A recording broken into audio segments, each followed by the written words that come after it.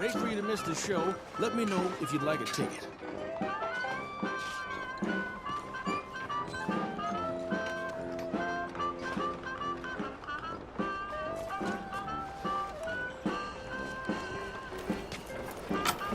Ticket, please.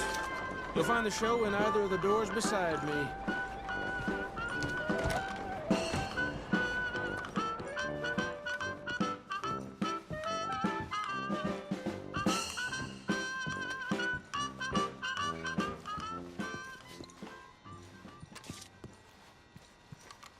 Greetings and salutations, gentlefolk.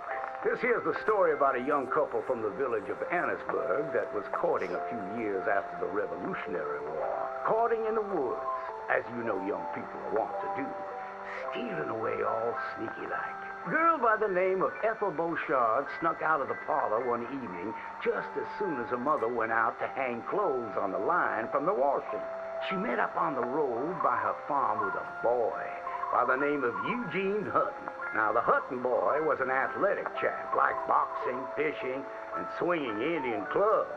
It's quite singular to the story that he didn't seem all that inclined to go to war in the preceding years leading up. Well, they walked in the woods for a while.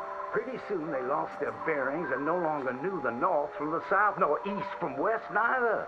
Then they heard a low, moaning sound. What's that terrible noise? She said all atrim. Must be a sick calf looking for its mama. They've been known to bawl like that. Let me take a look, said Eugene. Well, old Eugene went and disappeared around a tree, came out the other side, and gave her a terrible fright. Boom! She let out a shriek, then went to chastising. You should be ashamed of yourself, Eugene Hutton, she said. Instead of giving a girl protection, you go carry on acting foolish and fresh like the Queen's prize jester. But right then and there, a chilly wind blew through and knocked off Eugene's hat. I need to get back home. My mama has a terrible temper. She's like to stomp up and down if she finds out we're missing. She is a fair, stout woman, Eugene noted. But just then, before this couple of miscreants could head home, they heard the sound of heavy wheels, groaning, and people marching. The cacophony grew closer and closer, and through the fog they could make out the shapes of ghost horses pulling spectral cannons, and dead soldiers marching as if their graves could no longer contain them, each wearing a vile red coat. You will pay for your moral transgressions, the dead soldier howled, and cut his head clean off. Miss Beauchard shrieked in horror as Eugene's head landed right in her hands, his eyes still darting about, attempting to discern what horror had transpired. Little Miss Ethel Beauchard ran as fast as she could, stumbling and getting caught on trees as she tore through the forests. Terrified for her life, the dead soldiers marching after, hungry for blood. When she returned home, she told the people of the village that an army of the dead had taken Eugene within the confines of the fog.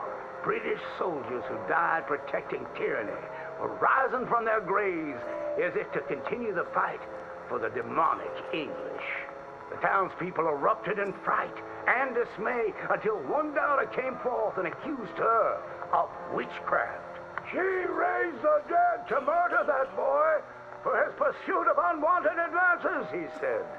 So she too must perish. And that very night, they put her to the stake and burned her dead. Now let that be a lesson to you young ones not to go courting in the woods, in case the English lurk there still.